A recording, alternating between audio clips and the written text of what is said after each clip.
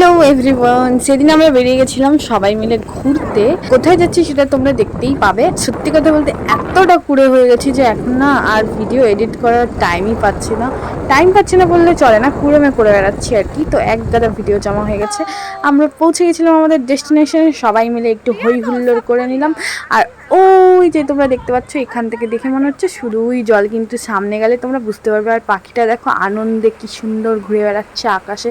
আর এই যে জলের কোলাহল, এটা শুনতেই এখানে ছুটে আসা। আর খড়গপুরবাসীরা হয়তো দেখে বুঝেই গেছো আমরা এসেছিলাম ভেটিয়া। তো আমাদের ঘোরা কমপ্লিট, ফটো তোলা কমপ্লিট। এবার আমরা যাব কিছু খাওন দাওন খেতে, যেটা অবশ্যই ঘুরতে বেরোলে একটা পার্ট থাকে।